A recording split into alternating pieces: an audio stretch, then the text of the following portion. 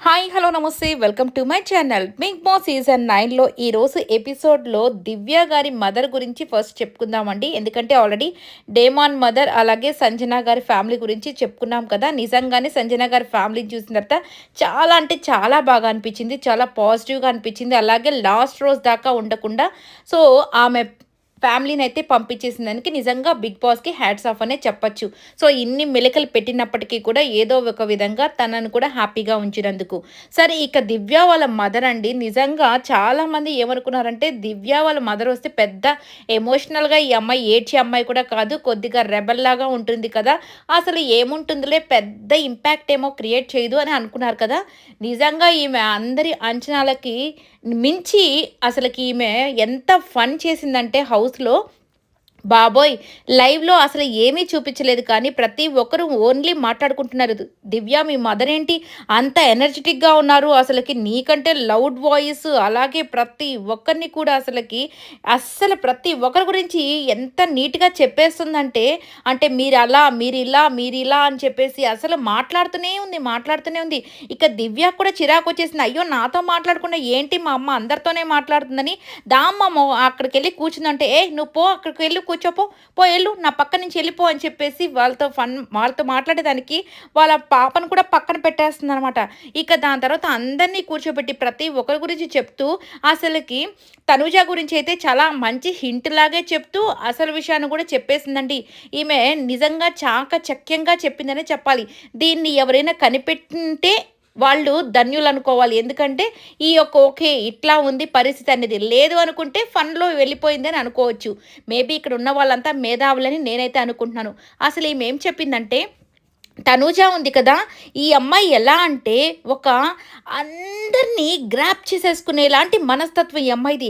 ఏ విషయంలో అయినా కానీ ఇక ఏ విషయాన్నైనా తన చుట్టూరు తిప్పేసుకునేటట్టు ఈ అమ్మాయి చేసుకోగలదు.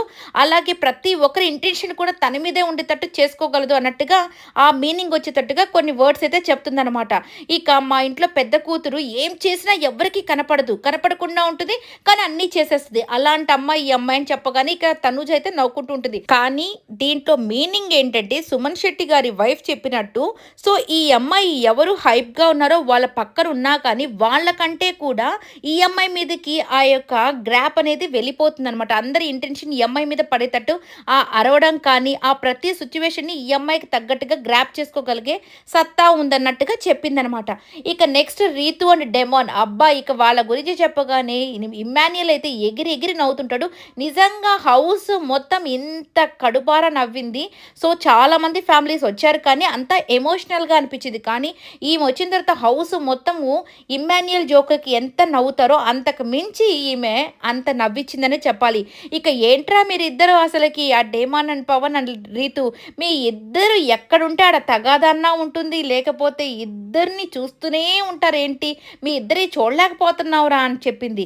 ఇక సుమన్ శెట్టి గారు, దివ్య అదేంట్రా అసలు మీకిద్దరికి అసలు ఫ్రెండ్‌షిప్ ఎలా కుదిరింది? ఆయనేమో ఇంతున్నాడు, నువ్వేమో అంతున్నావు. ఏంటి ఖుషి అని ఆయన నిన్ను తల పైకెత్తి మరీ చూస్తా అసలు ఏంటి అసలకి అని చెప్పి అంటూ ఉంటుంది. ఇక నెక్స్ట్ ఈమె కూడా ఒక స్టోరీ అయితే చెప్తుంది. వాళ్ళ బ్రదర్ ఒక అతను ఉండేవాడంట. అతనికి చదువంటే చాలా ఇష్టము. కానీ అతనికి ఏది గుర్తుండేది కాదంట. అందువల్ల ఆయన సూసైడ్ చేసుకొని చనిపోయాడు. సో, ఈ హౌస్‌లో ఆయన్ని చూడగానే నాకొక బ్రదర్ గుర్తొస్తారు అని అనగానే ఇక మన భరణి గారు వచ్చేసి ఆమెను కూడా హగ్ చేసుకుంటాడు. కాకపోతే ఇక్కడ నాకు తప్పుగా కాదు కానీ ఇక్కడ నాకేమనిపించిందంటే అయ్యో! దివ్యకి ఈయన అన్నే. వాళ్ళ అమ్మకి కూడా ఈయన అన్నేనా అన్నట్టుగా అనిపించింది. మేబీ నిజంగానే ఆయన పెద్దవారేమో నాకు తెలీదు. బట్ నాకైతే అయ్యో! ఏంటి ఈయన పాపం అందరికీ అన్నయ్య అయిపోతున్నాడే అన్నట్టుగా అనిపించిందనమాట.